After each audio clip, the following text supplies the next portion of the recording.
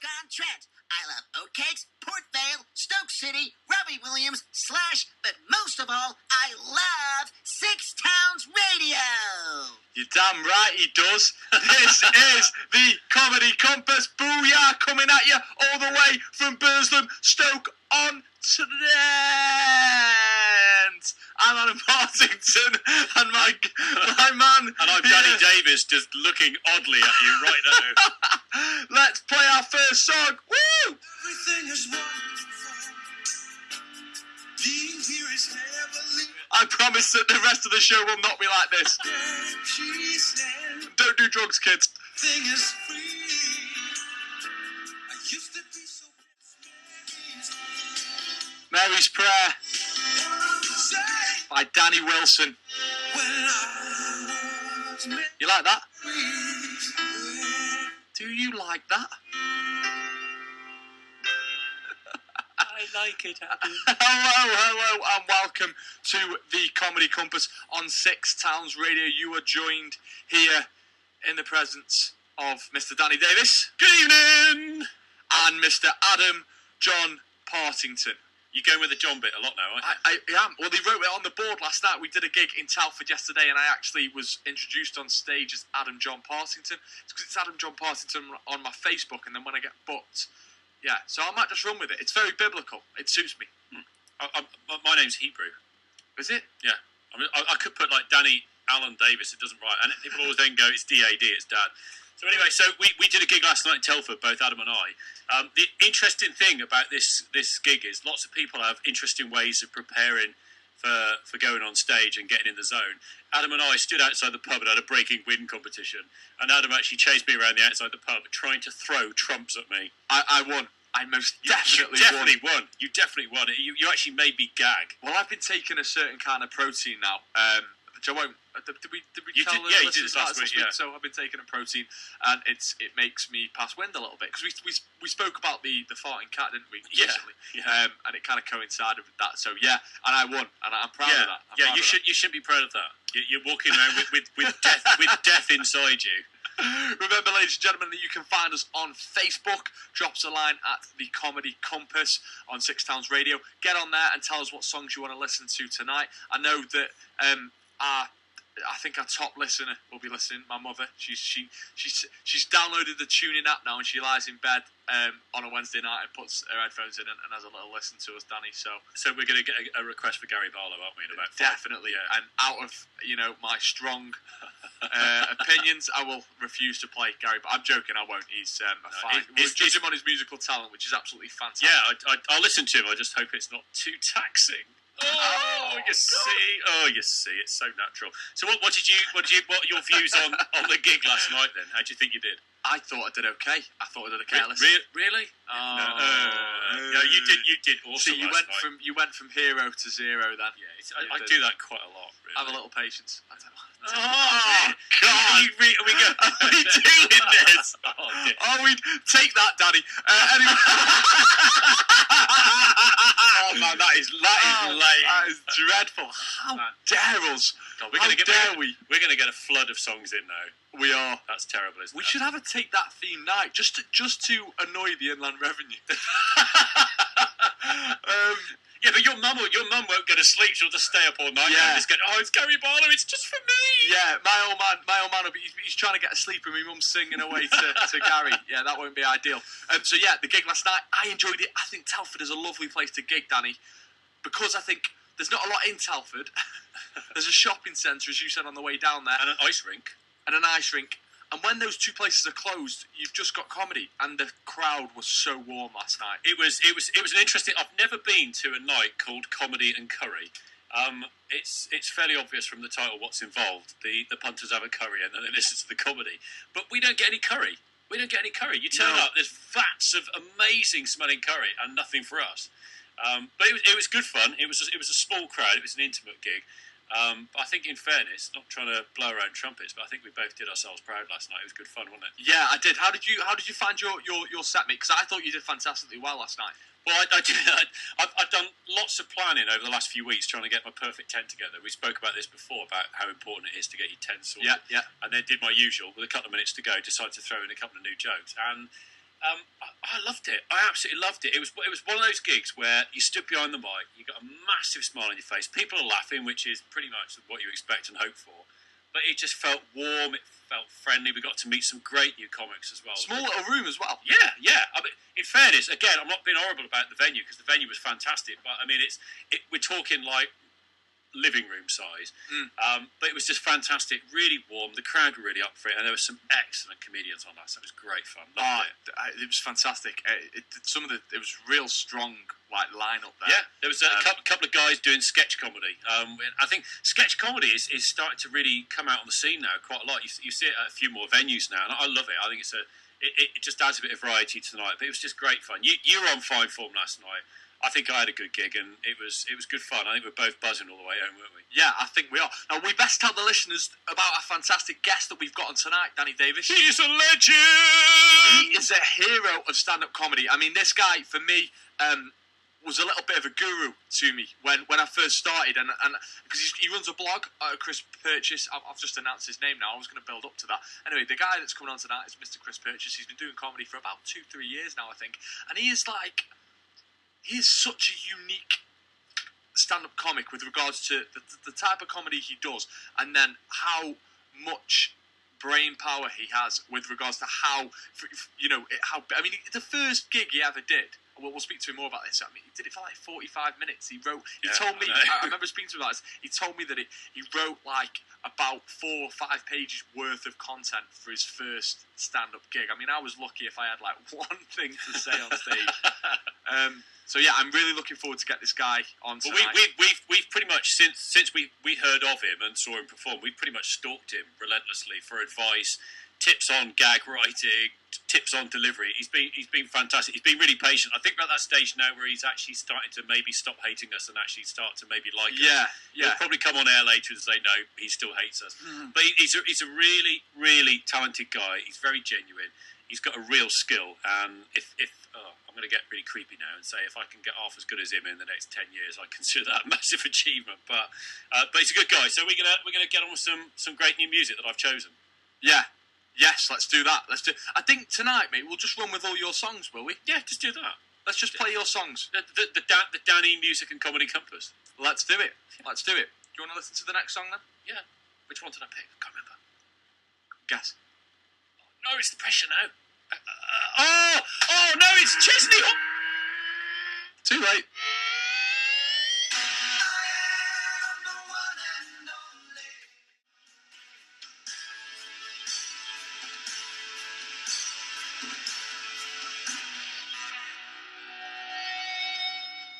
Chesney Hawks, the one and only, as requested by Mr. Danny Davis. Danny, this is your song. Nice song. Night. Yeah, I know. It's like Night, mate. It's like a special Desert Island Discs with Danny Davis. It's like, welcome to the Comedy Compass. These are the songs of Danny's choice. A dreadful Desert Island That Discs. is a fantastic song. It's a fantastic song. It's uplifting. If you're in a nightclub, if you're in Yates in Wigan at 2 o'clock on a Saturday morning, I'm sure it's fantastic. But is that the only place I'm allowed to listen to that song from now on? Yeah, it's the kind of place where you know what I mean? It's just... It's Chesney Hawks is not your thing, is he? No, not really. So. Not really, mate. Not really. So what's going on with you then? What's on for you for the rest of the week then? I need to sleep. You need to sleep? I'm drinking coffee as I say that now. I really need to sleep. That's why I keep asking you questions. Seriously, I feel so tired. We were talking about this last night. I can't function without sleep. I've tried. There's this old story about Thatcher that when she was in power, she used to live on about 4 hours worth of sleep. She was running around a lot, being dead nasty and that. And joking. But she used to run on about 4 hours worth of sleep. But I think, that's easy. She's, if you're a politician, you're always on your feet, you're always giving speeches. If you work in an office, right, like I do, you can't function on. You have to have I have to have 7 hours worth of sleep, Danny. You don't, do you? I don't know. I can probably get away with about 5 hours sleep. But the thing is, at the minute, you're going to the gym, you're going to work, and then you're doing either a radio show or you're going out and doing gigs or going to see gigs, doing things with your missus. You're going to be tired. You got to get some sleep, man. Get some sleep. But I can't get some sleep because I'm here on a radio station with you at 11:15. Don't say it. Don't sound so bitter. I'm not. I love you. As he pulls his chair up. How's your back? Don't give me false sympathy. The back's getting better. It is, but I must admit the trampoline is calling. I'm probably going to do myself another mischief before too long. Did you hear? There was a thing on the news this morning. There was a. Did I hear? Did you hear? Old Squire? Did you hear about what I've got a happened story for down you. the road and what happened? That is the worst Cockney accent I I've was ever going to say, heard. where are you from? Your accent's changed 3 times already. Basically, Your mother is lying in bed now, Yeah. wrapped in a Gary Barlow quilt, going, son, you're shaming me with your Cockney accent. please stop it. There was an accident this morning on the motorway. I think it was this morning, and a lorry's crashed and spilt a load of chickens all Right. over the motorway, which isn't funny. Okay, we're talking a lot of chicken death, chicken carnage. Wow. It's okay if you got like sage and onion stuffing and a bap, but Yeah. But I read a thing on the news today about in Japan, a guy was driving his car, bombing down the Japanese motorway. I don't know what they call them. Yeah. Motorway. About 70 mile an hour. And saw a chicken crossing the road. Okay, this sounds like a very poorly designed gag. Tried to put on the brakes. Too late. Wallop. It's this chicken.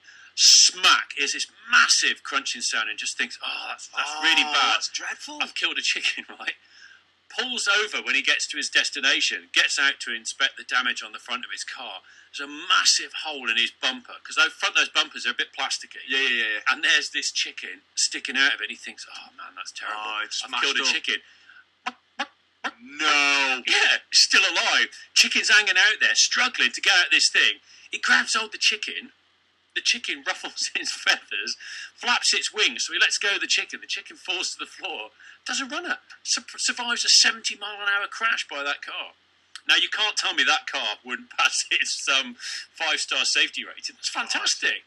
That Was it a pillow? A car, a pillow. How funny would it be though? Well, it wouldn't be funny, but it would be in a tragic kind of way if he'd literally put the chicken down and it had ran off in a truck and had just taken it. That's not on that. Let's play some more music and then we'll try and get Chris Purchase on Six Towns Radio. That's First Box with Pink Sunshine. We've had a bit of sunshine today. It's been fantastic. You're listening to the Comedy Compass. It's Wednesday night. I'm Danny Davis. I'm joined here by the fantastic Adam Partington. With any luck now, with the marvel of modern technology, via the medium of Skype, we should have on the line the fantastic Mr. Chris Purchase. Yeah, I'm gonna try this now. I'm gonna try this modern technology at its finest here. Cutting edge. This button is gonna go up, and hopefully we're gonna hear the fantastic, brilliant, outstanding, amazing Mr. Chris Purchase. Let's bring it up. 1, 2, 3. Chris? Hello. Hey! Hello. How are you, Chris? I'm all good. How are you? Yeah, really good, man. Really good. Yeah, thanks for coming on. Have you been listening to the fantastic Danny choices of music this evening? I've been listening to about 5 minutes of it. I literally just got him on the air then. Literally just said, right, Chris, because he's very professional about it. He was like, listen, I don't want to listen because in case we get a bit of the feedback. So he knew what he was doing. He's a man. He knows what he's doing. How are you today, Chris? You've been busy? Yeah, been quite busy today. Just got ourselves a new house. Oh, awesome! Today. Congratulations, Chris. Thank you very much. And I was impressed. I was impressed that I'd mowed the lawn. My day sort of pales into insignificance compared to what you've achieved today. Well, you don't know it's for a Hornby train set. That's the problem. You see, that's even better. That's even better than a real house now. Well, we sort of been talking about you on air for the last few minutes, and we both Adam and I, we've seen you perform. We've gigged with you as well. Obviously, it's been a pleasure. But for the listeners' benefit, how did you get into comedy? I mean, was it by chance? Was it something that you'd always wanted to do? So how did comedy come about for you? I think it was back in the day when I was younger. My mum didn't care what I watched on television. So when Robin Williams at the Met came out in 1987, I was 5. I watched that, and then I ended up watching it. I saw it again when I was 11, and I was like, wow, look at this guy. He's talking about alcohol and drug addiction, and I was 11. And I thought, that's great. This man is changing people's minds, but he's talking about real things. I wish I could do that. And then I went to uni to become a psychologist, and I went, this is really hard, and there's a lot of work involved. Is there another job I can do where I don't have to go to work every day? This is it. I'm here now. So I mean, in terms of your first performance, then, so you got to that stage, you wanted to do it. I mean, a lot of people get into comedy purely by chance, but you pretty much set about doing that from an early age. But how did your first gig come about, and what was that first gig like?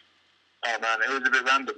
I was like yourselves. I had a radio show on a Sunday, and I did sketches with another guy, and we were asked by another person who thought they were funny if we could come. They were like, "Yeah, you're funny. Come and do this comedy show." And we'd never done stand-up before, and I said, "Oh, I've always wanted to do it, but it'd be great." And he was like, "You need to write a 20-minute set," and we'd never done it before. And I was like, "Okay, I've seen that done on television. That sounds fine." So I wrote 20 minutes, and then the day before the show, everyone but me and my host on the radio show dropped out. So there were 3 comics just went out, and there were 100 people that were going to come to the show, and it was all for charity. And again, we had no idea how comedy works, so we were like, instead of cancelling the show or just us doing the 20 minutes each, which was we'd never run through before, we instead went, should we just write another 20 minutes each? And ended up writing 40 minutes each and performing 40 minutes each on that day, like 20 minutes MCing ourselves. So I went up to, I got MC him on for 20 minutes, there was a break, and then it was me again for 20 minutes. Wow. We'd never done it before, and we were just talking about things, and it went alright, but That's massive though. I mean, a lot of people, when they do their first gig, they're happy if they can do, say, 5. I mean, a lot of people do open 5s, they try and get 8 minutes, maybe a maximum of 10, but to have written 20 and then said the day before, okay, let's write another 20, I think that pretty much underlines the fact that you're a prolific writer, let's face it, because I could never do that. Man, I'm glad you said... Sorry, go on, Chris. Sorry, mate. I was just saying, I don't know if there was a good 40 there. I think that you might have got a nice 3. You're lucky. I'm really glad that Dan said that then, though, because when you first start, you're lucky if you can get 5 minutes. That's what I did when I first went on stage. But I've spoken to people that aren't privy to like the way comedy works, and I remember speaking to a lad that I know, and I said, I'm doing a set down at Danny's gig that he did in Stone, the one that you came down to, Chris, and he was like, "Okay, you're doing an hour then, are you?" And I was like, "What?" And then I realised that he goes, like, "Was it just you for an hour?" And I was like, "No." And I realised that the only kind of experience he's had of stand-up comedy is comics on their own DVDs where they just do an hour. They don't, people that aren't really aware of how to get into stand-up comedy and how it works when you first start off, they they think, they're not really aware that you have to start small and work big. However, you kind of go against that notion, Chris. Do you know what I mean? I think that's what you're doing there is, and I think that might be a little problem we've got with the circuit at the moment. Is everyone is trying to fit into the same little box, and comedy in itself is the punk of art. We've got an art form between us that is spontaneous, it's instantaneous, it only ever happens once. It doesn't matter what you say, how scripted it is, that performance is only going to happen once. If you can do your script perfectly every single time, if you've got a set that you've scripted, and one guy in the audience shouts something out, or someone coughs, it's different to the last time. Yeah. It's not an album, it's not a record, it's not a picture on a wall, it's an art form. And the fact is that now on the circuit, we've got all these guys that are going, I have to do 5, I have to then do 10. Instead of just going, do you know what, I'm just going to see what happens. I'm just going to see what happens and embrace the chaos. Yeah. And that, I think that's something that we need to do, because that's what used to happen. They used to just go out there, I'll just do whatever I'm going to do. There wasn't a set amount of time. There wasn't a specific type of joke people liked or a genre of comedy. Just with, this is funny, this isn't funny, be funny. That's it. Why has that changed, Chris? What's changed about stand-up comedy? It's become TV, isn't it? We've got panel shows where people have to fit into a thing. It makes money. Same with music, but music's had a lot more time to develop. Music is a very, we've always had music in the form that it is now, where people go and see live performances. Whereas comedy is still, it's like in the youth of it. It's not quite a baby. It's not an infant. It's developed, but it's in the youth of its development, and it's still very much people are unsure of where it should stand. We've got people like the Stuart Lees of our generation who are happy to have a fan base, and I'm talking at he's obviously a very experienced comic who's got a massive fan base. He went mainstream, and then he went, that's not for me, that's not what I want. And then you've got people like Russell Howard who are obviously very mainstream and specific specifically design their sets and have writers who go and help them to fit into a specific niche in the market. Now, that's all happened through television and media, and really, we're nothing to do with television and media. We're there to entertain people, but the television and media is a completely different form of expression. For us, it's live. You know, you don't get the immediacy on a panel show that you do face to face with 60 people in the top room of a pub. No, it is very intimate. I mean, we did a gig last night, and you're there, you're looking at people's reactions. There's nothing else like stand-up, is there? I mean, when I really think of different art forms, I've got a lot of respect for anybody that can play an instrument, as I'm sure you have. But there's something about going on stage and trying to make other humans that you've never met before laugh that's really quite strange. Yeah, exactly. And if you did it on a train, I mean, I assume that where you were so close you could taste their eyes. That's how close you were. And if you tried to do that on the train, you're like, I'm going to talk to you about my girlfriend. And the people on the train are like, we just want to go home. We don't really want to talk to you. And then coupled with the fact that I want to talk to you about my girlfriend and try and make you laugh as well. Yeah. I don't know what you're Whereas if you got out like a ukulele and started, people would be like, hey, that guy's playing a ukulele, let's clap, So, mate, Danny has literally just had to run off out of the studio. Someone's just knocked on the door. So, yeah, we did that very smoothly, though. No one even noticed, and he just got up and No, you didn't have to mention that. I know I didn't, but we're approaching the next segment, and he was going to contribute to this, but he's not here at the moment, mate, so he can't. Oh, well. I want to ask you about something that we spoke about on last week's show, actually, Chris. We brought this up, and it's so intriguing to me, and it just shows how you're a little bit unique, I think, as a stand-up comedian. It's your kind of campaign that you're running at the moment, mate, where you want people to donate to your cause so you can get married to your lovely fiancée. Is that correct? Do you want to tell the listeners a little bit more about that? She's not my fiancée yet. It's all part of it. You see, this is it. We've gone through a couple of hard times, and we had to use all our savings on it. And now I want to fund the whole wedding, so everything from proposal to not the honeymoon, that can be done another time, but proposal. I want a thing to be a thing entirely of joy. I'm not asking people to say, I'm work for it. People to think, I want to give them something no one else, give them a joke that I've heard before, or an experience they've never had before and they'll never have again. So that's, and I want the start of our lives together to be funded and fueled by laughter. That is exactly what I want. Cool. So what I was thinking, mate, it's a great idea. It's something completely, I've never heard of anything like it before. And everybody that I've told about it, colleagues, family, my girlfriend, I've been like, wow, how sweet is that? What a sweetie that Chris Purchase is. That's fantastic. Yeah, that's nice. Yeah, so what I wanted to do is I haven't donated yet to the cause, but what I wanted to do is save it for the show and then donate on air now. Now, as you said, your line went a little bit off there, Chris. So they might not have caught it, but you're going to do things in return for cash, right? Yeah. In a comedic style, obviously. Obviously. So, mate, what I'm going to do is I'm going to donate £5 on air, right? We're going to play a song or two, and I'm going to donate £5 to you in return. Danny's back, by the way. Yeah. In return now for a joke, okay? So I want the joke to be about. I'm going to give you two because I know that you've got the minerals to put this together, mate. So I'm going to play two songs literally, and then I want the joke to be about something to do with me purchasing cats for my girlfriend to put her off having babies. There you go. Right, that's what have I missed? How long have I been gone? What's this? So basically, to fill you in, do you know? I'll fill you in the break, Dan. Oh right, okay. Right. No, I will tell you about this in the break. Going to play Guns N' Roses now, Sweet Child of Mine. When we come back, I'm going to donate to Chris Purchase's cause, and he's going to have written me a joke about cats and my girlfriend. All right, cool. This is 6 Towns Radio. You're listening to Adam and Danny and the Comedy Compass, and we've got our special guest on, Chris Purchase. Guns N' Roses, Sweet Child of Mine now.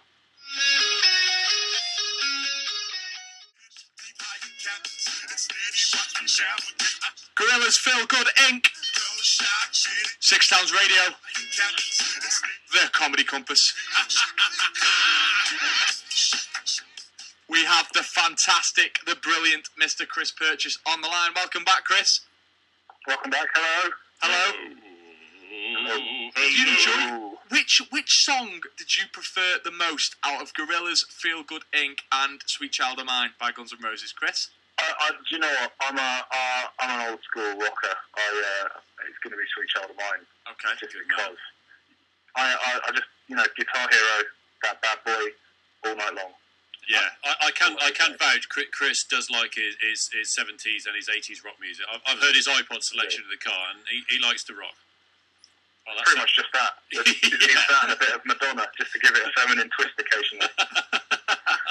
So, Chris, I gave you a little challenge, and I feel really bad for doing this. Yeah, he told me about this during the break. I think you're quite cruel. You want your money's worth for a fiver, don't you? You do, and the worst thing is I haven't actually been able to get the system to load up, so I can actually pay Chris. You said, Chris, I'm not prepared to pay him any money until the joke's really funny. Chris, I'm going to have to do an IOU. I promise I will donate tomorrow. It's just a shame that we haven't been able to do it on air, mate. I fully apologise, but has the challenge was accepted, wasn't it? Have you been able to write us a joke? I've got a couple of them, and I wrote another one that isn't anything about that. So. He's got a couple. All right, so start us off then, mate. I can do a whole set now around cats. This is fantastic. That's it, yeah. Got more than enough. I'll go and do my first 5. It'll be lovely. Right, okay, so this is the first one. My girlfriend started talking about us having a baby, so I got her a cat. Frankly, I wish we'd just got the baby. At least I'd know where it had been sick. Mate, that's actually true. My cat was sick the other day, and I was like, or he pooed, either one, and I didn't know where it was, but it just smelled. So yeah, that's applicable. Probably a bit of you actually, in your your protein shakes. It could, yeah, definitely. So you've got more for me. Panic 6. Panic 6.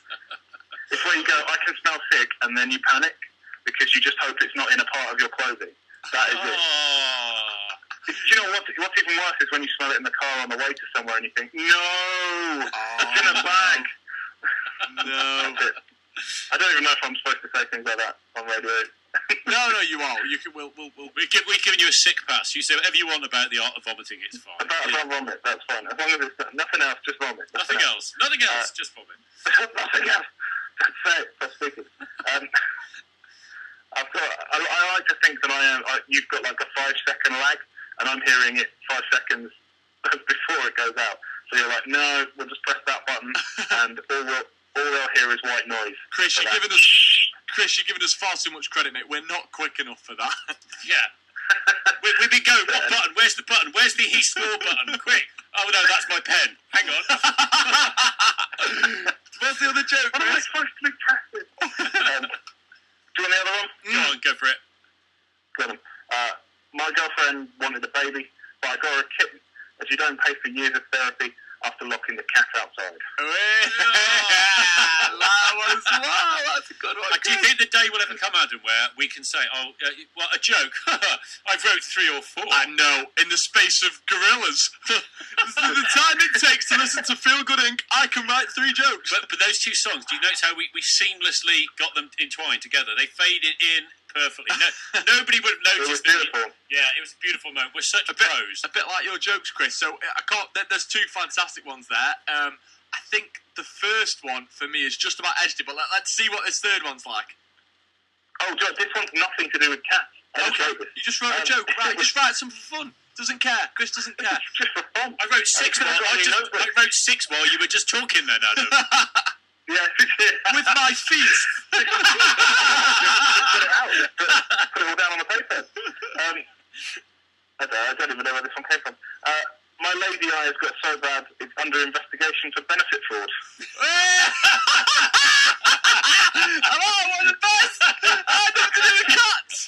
Oh, that's great. I could do like half my set on cats and then just a little bit on the lazy eye. I haven't got a lazy eye. See, Chris is so professional at writing and multitasking. He's talking to us on air and he's actually on stage doing a gig at the same time. I am.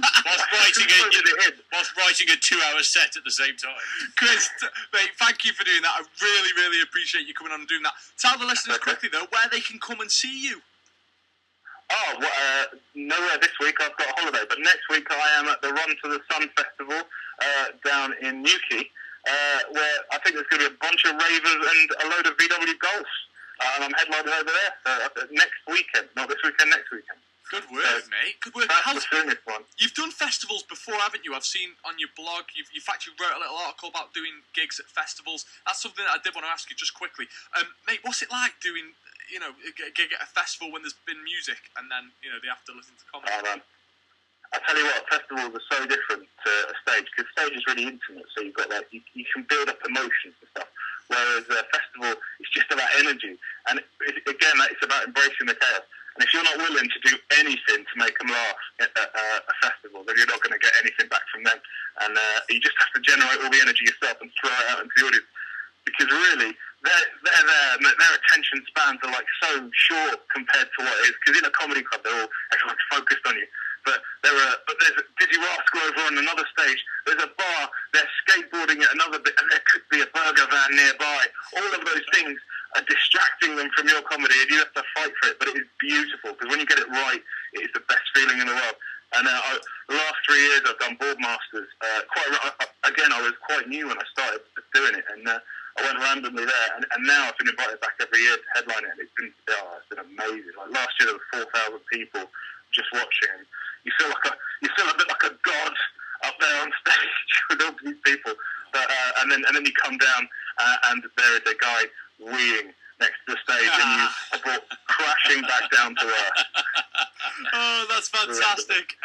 Chris, I've loved having you on tonight, mate. You've been absolutely brilliant.